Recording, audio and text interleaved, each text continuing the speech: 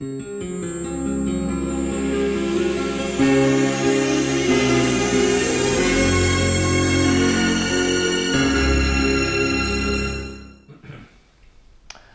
se retrouve avec grand plaisir à Tresques pour vous parler d'un festival, le Festival de Tresques, initié par René Kering, que nous avions rencontré l'année dernière. Bonjour René Kering. Bonjour. Je suis ravie de vous retrouver pour une nouvelle rencontre. Allons dans le ravissement.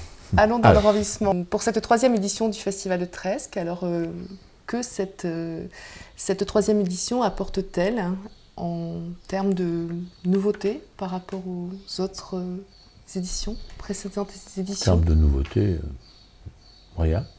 C'est toujours pareil. C'est-à-dire, c'est de la musique, classique ou jazz, c'est du théâtre, c'est du cinéma et des expositions. Et cette année, par contre, il y a eu une chose nouvelle. J'ai fait 4 jours à Pentecôte, 4 jours en juillet et 10 jours en août. Donc il y a bien une nouveauté. Il y a une nouveauté, oui. Oui, ça se voit. D'ailleurs, je commence à être crevé parce que c'est peut-être un peu beaucoup. Ça fait comme 19 en tout, ça fait beaucoup. Ouais. Et là, il vaut mieux éviter, ça peut-être refaire la chose dans l'autre sens maintenant. Mais effectivement, Pentecôte s'est très très bien passé. Il y avait des choses très intéressantes. Il y avait du tango et des choses comme ça que j'aime bien. Et puis là, dans quelques jours, c'est les 4 jours de juillet. C'est pareil, il y a de la musique, il y a beaucoup de musique, je trouve. La musique, une pièce de théâtre, moitié cabaret, moitié théâtre, et puis de la musique classique. La première pièce, c'est le premier jour, c'est d'abord il y a le vernissage de l'exposition du garçon, le russe qui a fait l'affiche. L'affiche, qui est donc une exposition à la Tour de Guet, et c'est un garçon qui fait, qui a un univers assez spécial, qui est, je crois, très John, comme on dit aujourd'hui, parce que c'est effectivement l'univers de Tolkien, vous voyez. C'est l'heroic fantasy. Moi, j'ai un fils qui a 19 ans, qui est là-dedans complètement, et je m'aperçois que c'est une chose que tout le monde partage, enfin, du moins, les gens de leur âge, parce que moi, je suis un peu plus dubitatif sur ce genre de choses, mais donc il expose ses œuvres dans ce domaine-là, c'est assez extraordinaire, je trouve.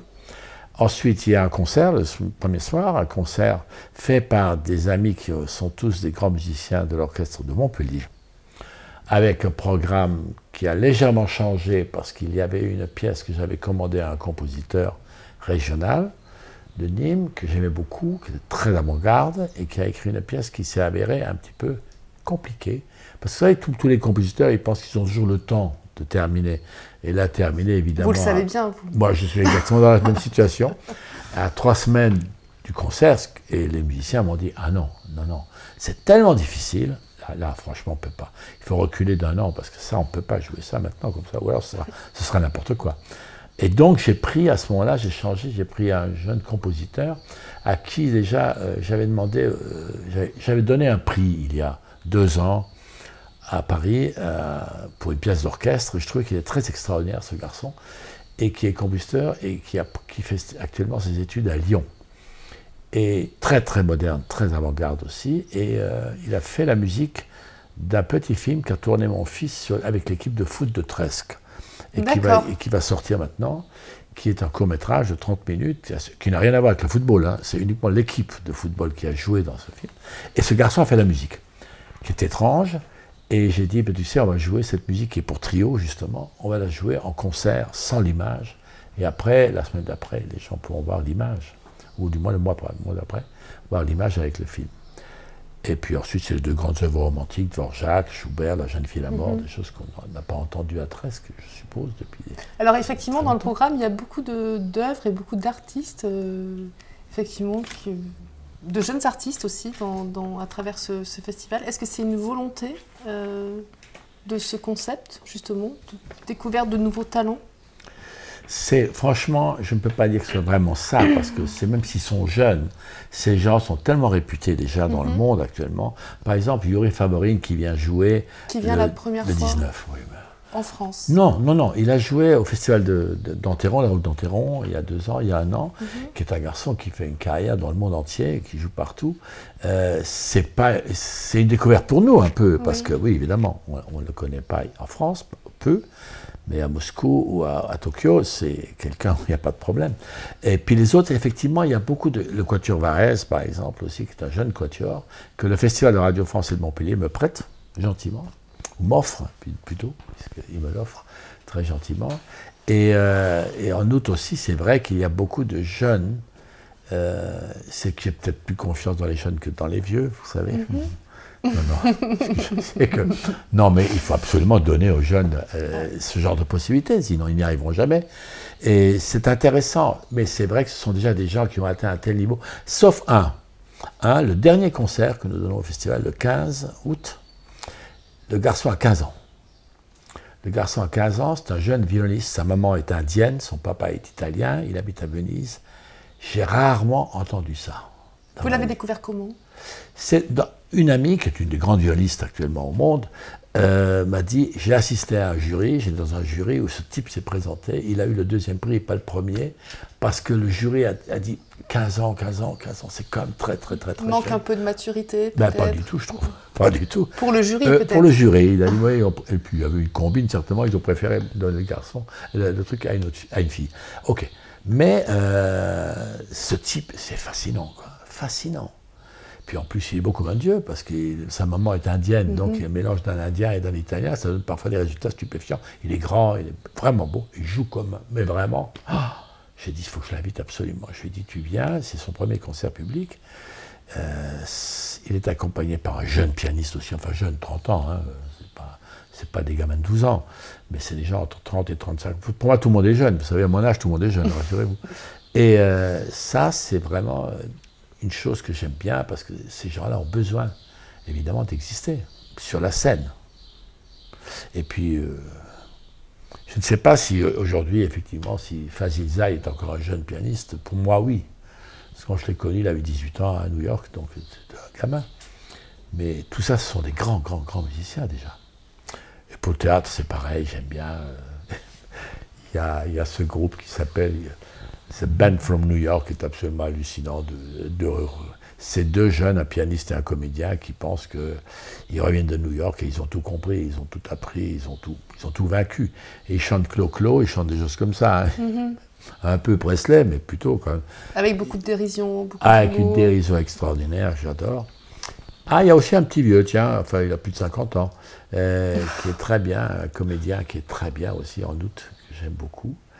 C'est Gouillon qui va faire l'histoire d'un type qui raconte qu'il était sur le Titanic et qu'il est rescapé et qu'il a connu tout le monde. Il y a même des gens qui n'ont jamais pu historiquement prendre le Titanic, mais ils les ont rencontrés sur le Titanic. On s'aperçoit assez vite que c'est aussi un mythomane. Ce sont des pièces, assez curieusement, je n'ai pas de pièces sérieuses cette année, je n'ai que des pièces drôles. Est-ce que c'est une volonté justement peut-être de populariser quelque part, entre guillemets, cette musique ce festival justement pour peut-être avoir un accès sur le reste de la programmation qui est essentiellement de la musique classique et qui peut aussi peut-être faire peur dans le sens où c'est encore aujourd'hui élitiste? Je vais vous surprendre, parce que je vais vous surprendre, à part pour Juan Carmona, qui est ce guitariste de flamenco absolument hallucinant. Bon, lui, ça a été très vite, très pris, les places. Parce que le flamenco, c'est quelque chose que l'on connaît, c'est très populaire aussi, alors que la musique classique, c'est peut-être assez élitiste. Mais c'est curieux, parce que moi, je m'aperçois que le public, les concerts classiques se remplissent à une vitesse incroyable. Et puis c'est plein. Et ce qui est étonnant, moi, je ne savais pas du tout ce que ça allait donner, parce que dans ce village, tout le monde se connaît. Je ne savais pas, je ne connaissais pas l'histoire du village déjà. Donc, je me doutais bien qu'il n'y avait pas, que Rubinstein et Karajan ne sont pas venus tous les jours ici. Bon. Donc je me disais, pourquoi pas faire de la musique classique après tout? Et je me suis posé un peu la question comme ça autour de moi, et tout le monde a dit, oui, ce serait formidable si on avait... Oui, ce n'est pas le public de 20 ans, hein, mais c'est le public... Mais je me suis posé la question, est-ce que je fais des choses aussi pour les jeunes qui n'aiment que, je ne sais pas moi, le rap et des choses comme ça? Je dis non. Pourquoi? Parce que si je veux vraiment faire des choses intéressantes, je vais toucher à un niveau d'artiste que, un, je ne connais pas, deux, à qui je ne peux pas dire tais-toi et viens, et je te demande de ne pas me payer, mais tu n'auras rien, je ne te paierai pas, ça je ne connais pas, c'est pas mon monde. Mon monde, ce sont des musiciens que je connais depuis, vous savez, j'ai fait pendant 30 ans, 250 concerts par an, donc j'ai fini par connaître pas mal de gens.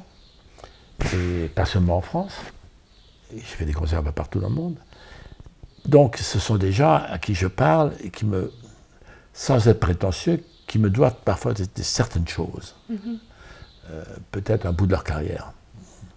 Donc les rapports sont plus simples. Je dis, sois gentil, apprends-moi cette partition, même si tu la joues pas, ce serait bien si tu la jouais. Et je peux encore leur dire, à mon grand âge, je peux leur dire, écoute-moi mes conseils. Ils le font. Mais le jazz un peu aussi, c'est encore un peu mon domaine. Mais par contre, les comédiens, tout ça, c'est pas mon domaine. La musique de variété, c'est pas mon domaine. Et évidemment, toutes les dernières expressions, c'est pas mon domaine. Je connais très peu de gens. Je connais d'ailleurs personne dans ce domaine-là. Je connais pas. Tous les gens que je connais sont des vieux d'autrefois, Dutronc et compagnie. Donc ça, c'est impossible. Et je n'ai pas les rapports. Comme ce festival bénéficie d'une subvention hallucinante dans sa faiblesse, je ne peux que m'adresser à des gens à qui je peux dire « soyez gentils ». Et donc, et d'un autre côté, c'est vrai que, vous savez, je suis un vieux con, et les vieux cons... Oui, mais ça, vous l'avez déjà dit l'année dernière. Oui, mais je le dis chaque année parce que ça ne s'arrange pas. Ça ne s'arrange pas du tout. Le problème, c'est que quand j'ouvre ce qui m'arrive beaucoup, j'ai des enfants de tous âges. J'en ai les âgés à 40 ans, les plus jeunes à 19. Donc j'ai des enfants dans tous les étages. Quand ils écoutent leur musique, ou quand je vois la discothèque, le disque que j'ai là, que j'écoute un peu de temps en temps, je me dis, mais tout ça, ça se ressemble. Oui. Tout est binaire. Il n'y a pas un qui a imaginé qu'on peut faire un truc à 3 temps. Non, ça n'existe pas. Ou alors je ne parle pas de 7 ans, c'est même pas la peine de rêver. Mais tout est binaire et tout fait après la même chose. Et tout parle de la même chose. Alors je me dis, mon Dieu, c'est fatigant. Et je crois que les jeunes se déplacent que quand c'est Stromae ou Hallyday ou des gens comme ça. Je crois qu'ils se déplacent même plus pour mes idoles à moi d'autrefois, du jazz. Je ne crois pas. Mais donc ça ne m'intéresse pas. Ils vont aux arènes de Nîmes, je ne sais pas ce qu'ils entendent, je ne sais pas ce qu'ils voient. Parce que quand même, ce genre de concert, il y a 10 000 personnes. J'ai fait des concerts de 15 000, 20 000 personnes à Montpellier sur la place de l'Europe. Et tout le monde trouvait ça formidable, sauf moi. Parce que quand j'étais au fond de la place de l'Europe, je voyais les ténors grands comme ça. Je n'avais pas les moyens de faire des écrans de 3000 m². L'autre jour, j'étais à Paris pour le match, je ne sais plus ce que c'était comme match d'ailleurs. Quand je suis passé devant la Tour Eiffel, j'étais allé travailler à la radio. Et je suis passé à la Tour Eiffel, il y a cette fan zone qu'ils ont fait dans la Tour Eiffel. Il y a je ne sais pas combien de personnes, 15, 20 000 personnes, je ne sais pas, 30 000 personnes, je ne sais pas. Je me suis dit, c'est hallucinant, mais ça n'a aucun intérêt de voir des gens courir sur un écran, déjà. Et après, on fait des gros plans. On fait des gros plans de quoi? De types qui font comme ça, on ne sait pas ce qu'ils font, parce que le gros plan, c'est la tête. C'est les pieds qu'on devrait... C'est vrai. Monte la tête. Très juste. On monte la tête. Qu'est-ce que c'est que ce truc? Bon, je sais de quoi il s'agit, évidemment, mais je trouve ça... Je crois que le sport de masse, comme j'appelle ça, est quelque chose qui nous ramène à la fin de l'Empire romain. Ça empêche les gens de se poser des questions pendant 2 fois 45 minutes. Et après, le commentaire de ce qu'ils ont vu est encore pire que ce qu'ils ont vu. C'est encore moins intéressant. C'est d'un niveau totalement débile. Et ce soir, je vais voir le match Allemagne-France. Allemagne-France. Je vais essayer. Je pense que je vais fermer au bout de 5 minutes. Il y a un crétin qui m'a foutu je ne sais pas comment ça s'appelle, sa coupole ou je ne sais pas quoi. Parabole. Une parabole en l'air, je n'ai pas de télé. Il va falloir que j'aille emmerder quelqu'un dans le village. Pas de télé. Alors on revient sur le festival de musique classique, parce que là on a vraiment dévié avec le football. Quoique, j'ai fait un très beau concert au Festival de Radio France il y a quelques années, en 88, sur la finale du mondial de football entre la France et le Brésil, c'est ça? Oui. Et j'avais invité un ami qui avait un orchestre qui jouait la musique quand c'est les Brésiliens qui avaient la balle, et moi j'avais un orchestre quand les Français avaient la balle. Et on a fait un match comme ça, et dans toute la salle Berlioz a fait la hola à la fin, je trouve ça très drôle. Comme quoi, ça existe en vidéo, ça existe encore en vidéo. D'accord. C'est n'importe quoi, mais c'est pas grave. Donc revenons au festival de Presque. Oui. Vous avez choisi un lieu assez particulier pour faire ce festival. Je n'ai pas choisi. Vous n'avez pas choisi. Ben non, il n'y avait pas d'autre. Comme je trouve qu'une certaine musique ne supporte pas le plein air, vous ne pouvez pas demander à un type de faire des pianissimos au piano pour qu'on sente l'émotion arriver quand c'est dehors et qu'on entend les camions qui passent ou les pigeons qui vont croire. C'est pas possible. Donc je n'ai pas choisi. Le seul endroit où je pouvais faire de la musique, c'était la cave coopérative abandonnée. Et qu'il a fallu transformer pour qu'acoustiquement ça fonctionne. Parce que c'est pour ça que j'ai un sponsor qui m'a produit une très belle couverture dans la salle de concert, qui ramène le son vers le bas d'une façon suffisamment calme et pas brutale. Vous savez, j'ai enseigné l'acoustique pendant 12 ans aux Beaux-Arts à Paris, donc j'ai une petite notion sur ça. Et c'est réussi. Donc, tous les musiciens qui viennent me disent « Waouh, le son est formidable. Est-ce qu'on peut faire un disque ici ?» Je dis « Il y en a qui vient faire un disque en fin août. » Je dis « Oui, je comprends, parce que c'est vraiment un très bon son. » Et l'autre problème, c'est que la cave était brute de béton. Hein. C'est un drôle d'endroit. Mais on aménage peu à peu avec des grands rideaux d'opéra, avec des choses comme ça, avec des moquettes, on l'aménage avec la lumière, avec toutes sortes de choses. Là, on a refait toute l'électricité. J'ai tapé toute l'électricité de cette cave, de façon à pouvoir faire des choses correctement. C'est un problème de gestion, ça, parce que, évidemment, vous ne vous sentez pas un peu... Oui, bien sûr, je comprends. Vous ne vous sentez pas un peu décalé? Comment vous le vivez, justement, ces deux mondes infiniment opposés, ces deux lieux infiniment opposés entre le Festival de Radio France que vous avez géré pendant plusieurs années et ce petit festival ce petit lieu, relié bien sûr par la musique. Comment vous savez, c'est très compliqué parce que le Festival de Radio France, j'avais 60 personnes qui travaillaient avec moi. Oui, et donc, là aujourd'hui, je réfléchissais seulement et je disais, je vais faire ça, etc. Ouais. Je m'en conseillais à personne et l'avis d'une personne et je disais, je fais comme ça. C'était une grosse machine de 130 concerts que j'organisais dans ma tête pendant un an. Et tout le monde faisait de façon à ce que ça se réalise correctement. J'ai indiqué les œuvres qu'on jouait et les personnes qui jouaient. C'était une chose presque abstraite. Je n'avais même pas besoin d'y aller, finalement. J'y allais, évidemment. Vous le gériez intellectuellement? C'était une affaire qui était une affaire d'une année, avec des gens dont je n'attendais pas grand-chose d'autre que ce que je savais d'eux. Je ne prenais aucun risque. Sauf peut-être les concerts de midi, les tout jeunes, tout ça, il y a parfois eu des trucs un peu bizarres, mais c'est normal ça. Puis j'en ai raté un ou deux. J'ai fait quelques mises en scène aussi qui étaient totalement ratées. Hein. Ça, j'ai fait sur les 78 opéras que j'ai fait, j'en ai raté 3 ou 4. Froidement. C'est un petit pourcentage. L'autre, c'était la musique qui sauvait. Mais je peux vous dire que je me suis planté dans 2 ou 3 où la musique était nulle, etc. Des œuvres des siècles passés, des opéras totalement oubliés, et pour de bonnes raisons, mais moi, j'étais persuadé que c'était l'inverse. Mais bon, je me suis trompé. Et quand je suis venu ici, il ne s'agissait plus du tout de la même chose. Là-bas, j'avais un public captif, que de toute façon venait. Oui, là aujourd'hui, il faut attirer. Voilà. Là-bas, c'était moi à qui on faisait confiance. Là, je suis dans un endroit fermé, une famille, et je dis à une famille qui n'en a rien à cirer, on va écouter du Chopin, on va écouter le Beethoven. Ils ne me font pas confiance puisqu'ils ne savent pas qui je suis. Là-bas, c'était René Kering, directeur de France Musique. Oui, mais en même temps, René Kering, c'est quand même un nom qui est connu, qui résonne dans les oreilles. Non, il n'y a qu'une personne qui savait qui c'était, c'est M. Laville, le peintre que j'ai exposé l'année dernière, qui, la première personne que j'ai rencontrée dans la rue, m'a dit il faut que je vous dise, vous avez fait mon éducation musicale depuis.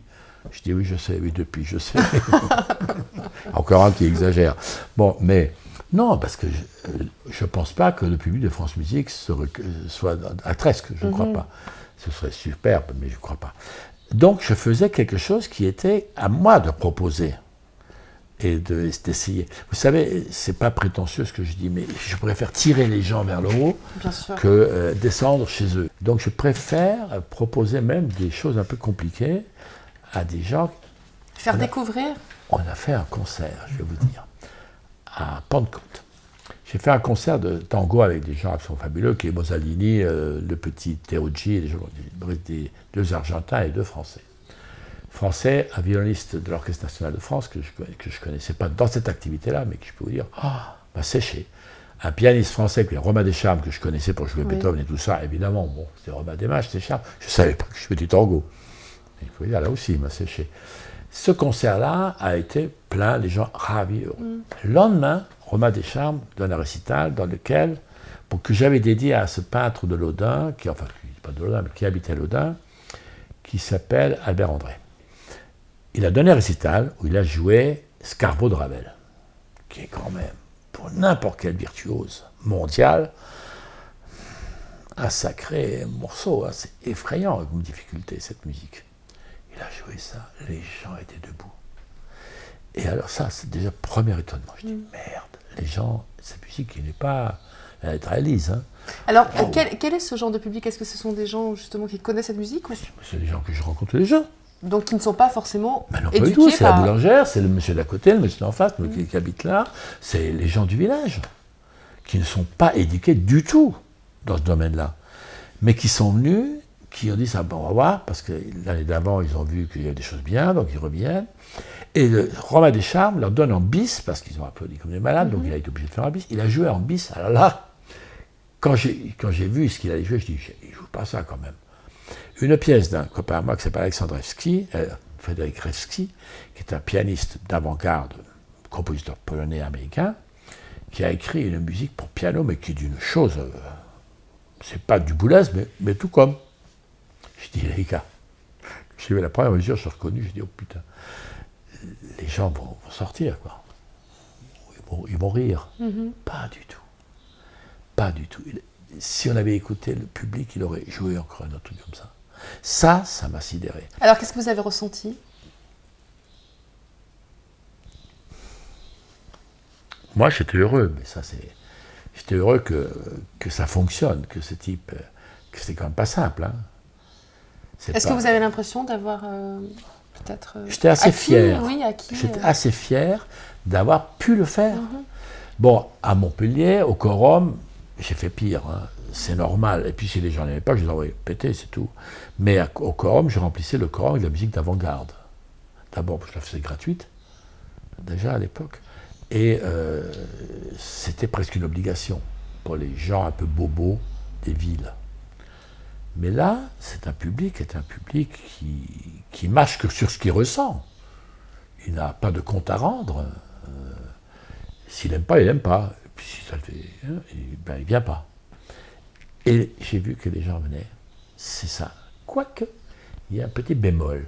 Quand même, parce que le trio de Montpellier, par exemple, les locations, c'est dur. Hein. Moi qui pensais que le jeune fille à la mort de Schubert, ça allait attirer tout le village, au pas de course, pas du tout. Ça, j'ai été étonné. Parce que les autres, ça marche beaucoup mieux. Alors que le quatuor à cordes qui joue... Ah non, lui joue la jeune fille à la mort, mais le trio joue Brahms et Dvorak. Le quatuor à cordes, ça marche tout seul. C'est plein. Mais alors le trio de Montpellier, et je me demande, est-ce que c'est peut-être parce qu'il est de Montpellier? C'est la question que j'allais vous poser. Est-ce que finalement les autres artistes qui sont un petit peu hors de nos frontières attirent peut-être plus des noms? Non, parce que le quatuor Barès, c'est un quatuor français. Peut-être qu'une Tresque a quelque chose à régler comme compte avec Montpellier. Est-ce que c'est une histoire... la faute à Sorel, ça encore. Tu t'en de fraîche, ils auraient été obligés d'y aller. Oui, je sais pas, bon. Mais non, mais la seule chose dont je n'ai pas à me plaindre, je peux vous dire, c'est le public. Ça, c'est vraiment, c'est étonnant, c'est étonnant. C'est le rêve de tout le monde, entre nous. Hein. C'est le rêve de tous les gens qui organisent des festivals. C'est des jauges de, pardon, combien? Des jauges de... 200, c'est 200. Donc c'est il n'y a pas 210 places, c'est 200 billets. Le pompier de service me dit non. Alors, c'est simple. Hein. Surtout que Pissa s'étant le chef des pompiers, je crois, on fait une chose comme ça. Je suis obligé de respecter la sécurité. Mais c'est un sacré privilège quand même de venir à votre festival, si je puis dire ainsi. Et vous ne savez pas à quel point, parce que vous êtes à 12 mètres Exactement. de l'artiste. Ce que vous ne voyez jamais, ni aux Champs-Élysées, ni au Corum, ni à Carnegie Hall, nulle part vous voyez ça. Vous êtes à 12 mètres. Et les gens voient tout, tout. Les gestes du pianiste, les regards du pianiste, ils voient tout. Évidemment, le son, formidable, il n'est pas loin. Il parle directement. C'est pas un disque. Hein. Ça, c'est vraiment la chose. Mais je ne sais pas si les gens se rendent compte. Et après, est-ce qu'il y a une rencontre avec l'artiste? L'artiste est là. L'artiste est là, voilà. Oui. Si les gens veulent lui parler, ils lui parlent. Bon, et puis l'artiste, il va manger au lavoir avec nous, et donc les gens peuvent lui parler. Ils le félicitent en général, ils viennent lui dire plein de choses. Hein. Bon, ben ça, je ne pense pas que ce soit vraiment l'intérêt du extraordinaire. Non, ce qui est intéressant, c'est d'être à côté, quoi. D'être à côté et de vivre quelque chose qu'ils n'ont pas, ils ont rarement dans leur salon. Ils peuvent avoir leur nièce qui joue du piano, mais c'est rarement Donc il y a une espèce de contact. Est-ce que vous voulez dire, voilà, justement, que la musique peut émouvoir, quelle que soit la sensibilité? Ben oui, ben oui. Ben oui, vous savez, on peut être là derrière des crapules et avoir une passion incroyable pour Schubert, une fois qu'on l'a entendu. Sans savoir qui c'est, sans avoir l'éducation. Il y a une chose très intéressante, parce qu'il y a un pianiste qui est un grand ami, qui s'appelle Evgeny Kissin, actuellement le plus grand pianiste au monde, qui me dit, je ne peux pas venir au mois d'août jamais, hein, je ne suis jamais en Europe. Oui, d'accord, je sais, oui. De toute façon, je ne t'attends pas. Hein. De toute façon, je ne saurais pas quoi en faire. Parce qu'avec 200 places, ce n'est pas possible. Je joue 1 ou 2 fois en France par an, et il me dit, mais je vais te faire un cadeau. Et c'est ça qui est amusant. Il a 42 ans, je crois, actuellement, Evgeny, et il me dit, je vais t'écrire un quatuor à cordes pour ton concert du 20 juillet. Et il a écrit un quatuor à cordes qui va être joué pour la première fois. C'est sa première œuvre, mais il n'a jamais rien écrit. Et elle va être jouée ici, donc le 20 juillet, par le quatuor Varèse. Un quatuor à cordes d'Evgeny Kissin. Ça a foutu un bordel dans le monde de la musique. France Musique l'a déjà raconté à tout le monde, mais c'est étonnant, ça c'est amusant. L'autre chose qui est une grande nouveauté, il y a 3 jours de cinéma. Donc les 3 jours de cinéma, on projette un cinéma muet russe de 1925 qui est une vraie merveille. Ça c'est une chose qu'on peut voir ailleurs peut-être. Il y a, puisque vous aimez le foot, je vous en parle, donc mon fils avait fait un petit truc de 30 minutes sur le football ici, et au même programme, il a trouvé un court-métrage de 50 minutes d'un copain à lui qui a fait un court-métrage, un reportage sur une équipe de foot de Bolzano. Bolzano, qui est une ville italienne, où il y a une équipe de foot qui, en 20 ans, n'a pas gagné un seul match et qui se faisait ramasser sur des 18-0. Vous vous rendez compte en football ce que ça veut dire? Donc, une équipe catastrophique. Pourquoi? Parce que Bolzano avait un collège de jeunes filles qui n'était plus habité. Il n'y avait plus de leçons, il n'y avait plus rien. Ils l'ont transformé en maison d'accueil et ils ont accueilli des SDF un petit peu de toute la région. Et pour fédérer un petit peu ces SDF, ils ont fait une équipe de foot. Alors l'équipe de foot est composée de ces gens-là qui ne savent pas vraiment jouer au foot. Hein. La preuve, ils ramassent 18-0. 18-0. Mais le film est vraiment splendide. Il est drôle comme tout. Ensuite, on passe le film qu'a fait Yolande Moreau sur les migrants. Je le passe parce que j'ai demandé à Arte de nous le donner, il n'y a aucun problème, ils nous ont tout donné. Et il y a un autre film qui a été fait aussi par un jeune cinéaste, aussi sur les migrants, ça sera une projection. Ensuite, on passe Le Voyage en Chine de Yolande Moreau, qui est un film admirable qu'avait fait Arte. Et c'est d'ailleurs, Yolande, elle tourne au mois de juillet, d'août, elle ne peut pas venir, donc c'est André Wilms qui va venir représenter le film. Et ensuite, on passe Les Forêts de Sibérie. Vous savez, ce film qui vient d'être fait sur le duc de Tesson, c'est un film hallucinant. Ils sont partis tourner 4 mois, il faisait moins 40 au lac Baïkal. Ils ont tourné ça, et c'est un garçon d'ici qui a fait la photo. Et dans tous les trucs que j'ai lus, dans l'Obs, dans tous les machins critiques de ce film, partout il y a marqué que la photo est unique, merveilleuse. Il s'appelle Gilles Porte. Vous connaissez ce type? Ensuite, Fred Blind, ce clown dont je vous ai parlé tout à l'heure, il va faire avec moi la vente aux enchères, après son spectacle, des photos du film de la Sibérie qu'a fait Gilles Porte, des photos de tournage. Il va les signer, il va les numéroter, parce qu'il y aura très très peu d'exemplaires. D'exemplaires. On va les vendre aux enchères, au profit du festival. Et il a fait un autre film. Alors ça, c'est une chose formidable. C'est ce soir. Non, on est le 7, non, c'est demain soir. Demain soir, on va faire au 104 à Paris, à la Maison de la Radio France, on va faire un essai d'un film qu'on va projeter en première à Tresques le 8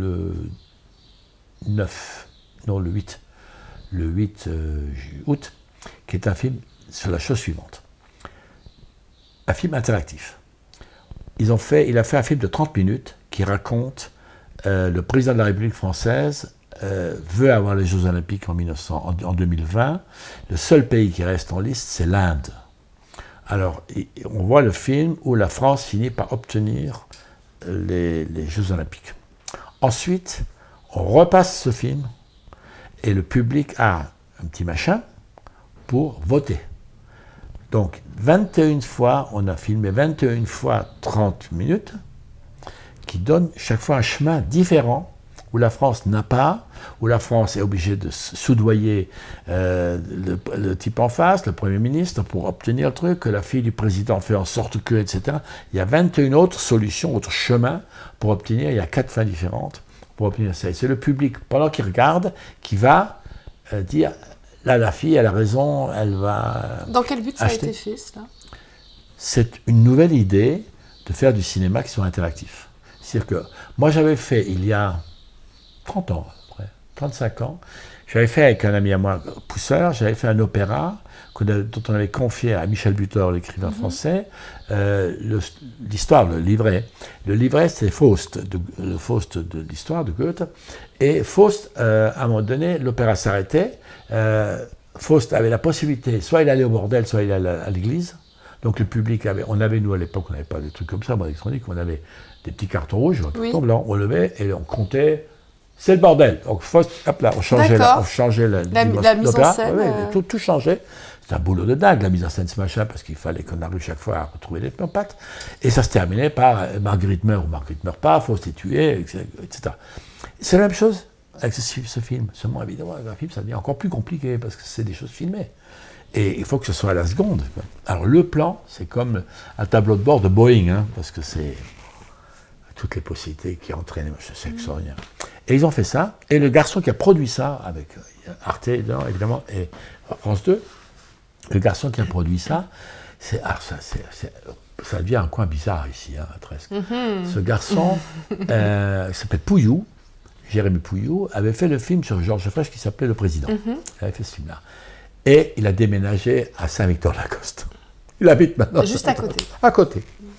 Gilles Porte, il habite ici, puisqu'il est né ici.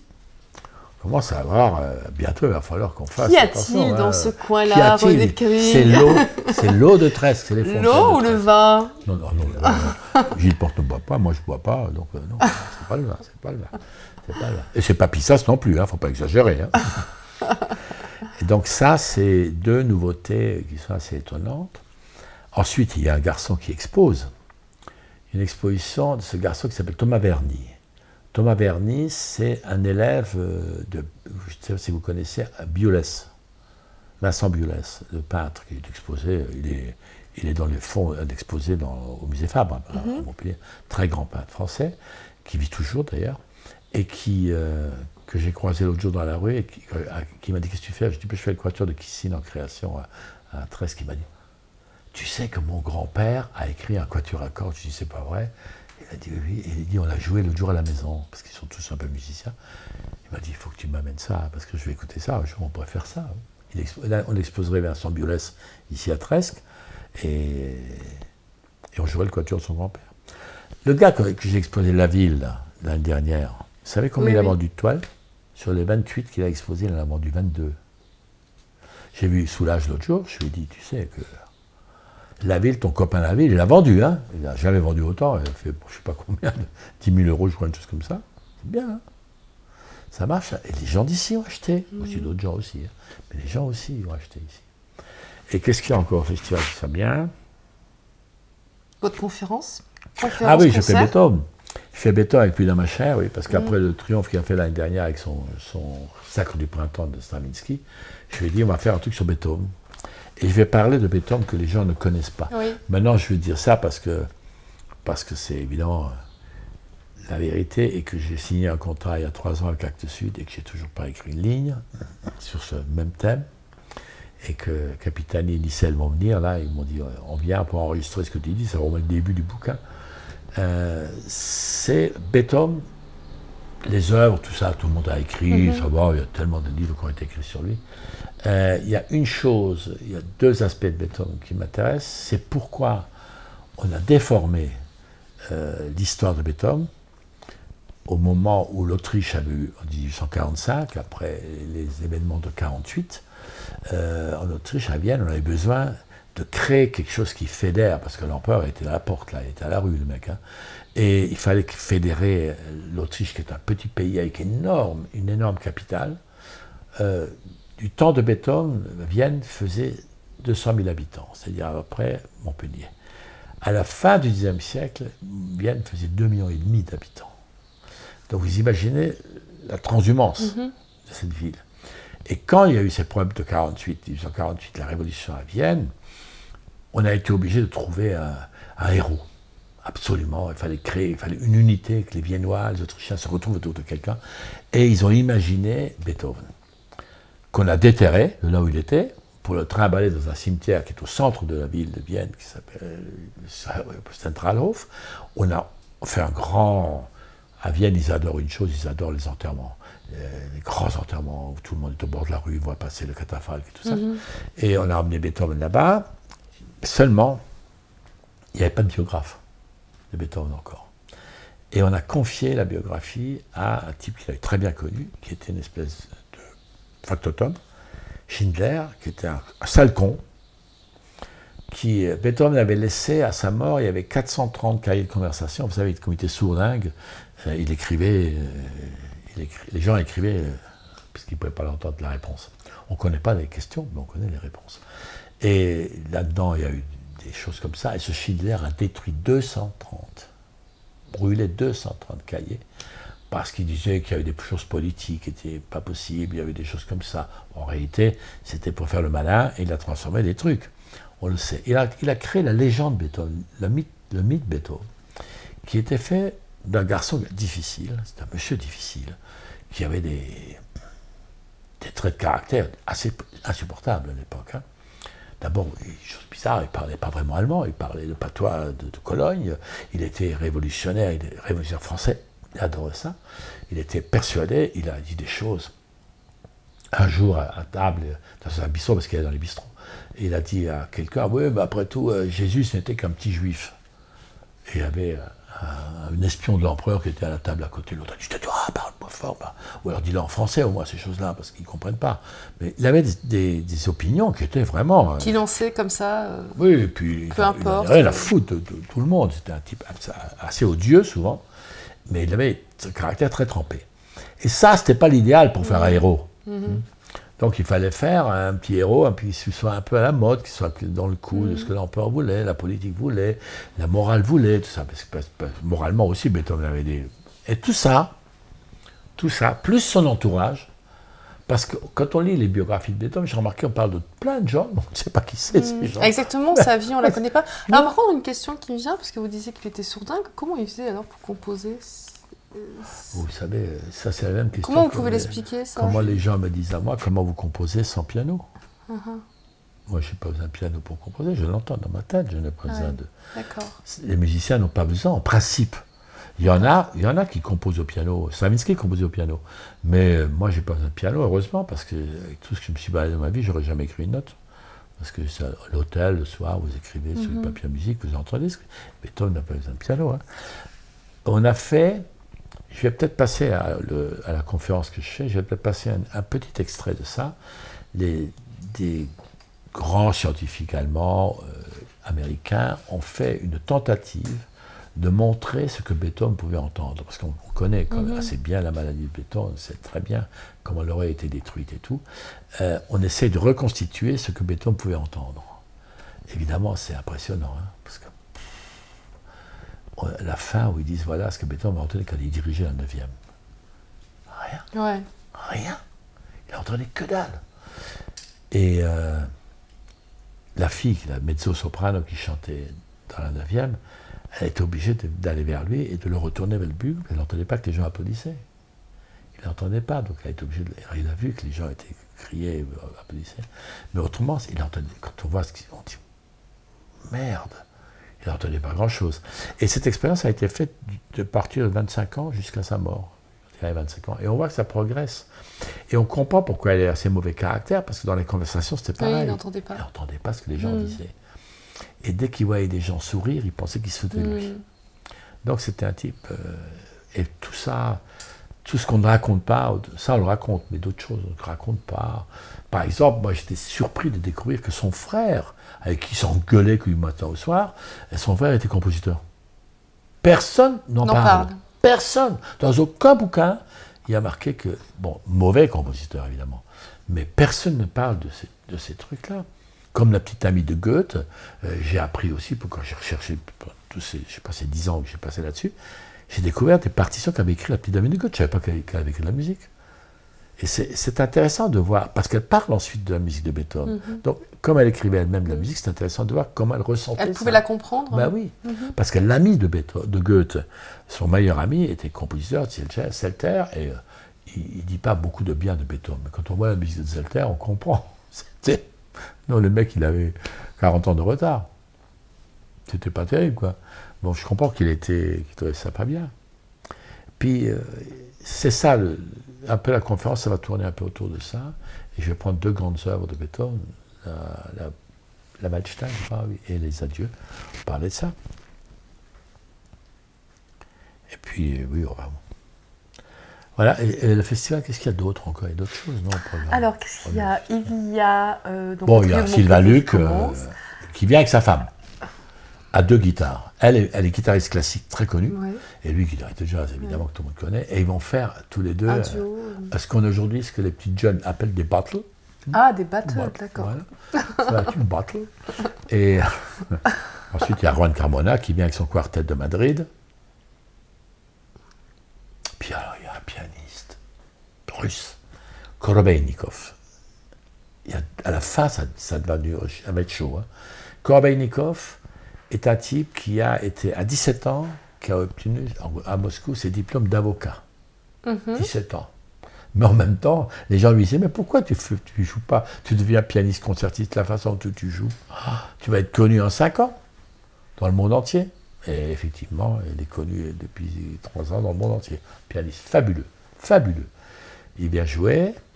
Le lendemain, il y a un pianiste italien qui, alors moi j'ai vu à Miami, qui a donné un concert à Miami. Je pensais pas que c'était possible.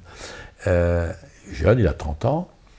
Il joue 5 ou 6 pièces réputées dans le monde entier comme étant injouables. De Liszt, de Godowski. Par exemple, Godowski, c'est un pianiste russe du début du siècle qui avait imaginé cette chose que personne ne peut penser. Des études de Chopin, qui sont déjà pour les 2 mains des trucs qui sont... se lever de bonheur pour arriver à en faire une. Hein. Alors lui, il a trouvé que c'était pas assez difficile à Godowski. Alors il a fait des études de Chopin pour une seule main. La main gauche. Ah oui, la main gauche, oui, exact. Toute l'étude. Ouais. Et l'autre, c'était comme ça. Ouais. La main droite joue la main gauche joue la main droite. Mais comment il fait? C'est pas possible. Ben, ce type-là, il joue ça. Et il donne 2 concerts, un le matin à 11h, avec ces choses virtuoses hallucinantes, et le soir, il donne un concert avec la pathétique de Beethoven, des choses comme ça, des choses plus un très grand pianiste. Des beaux noms pour ce festival.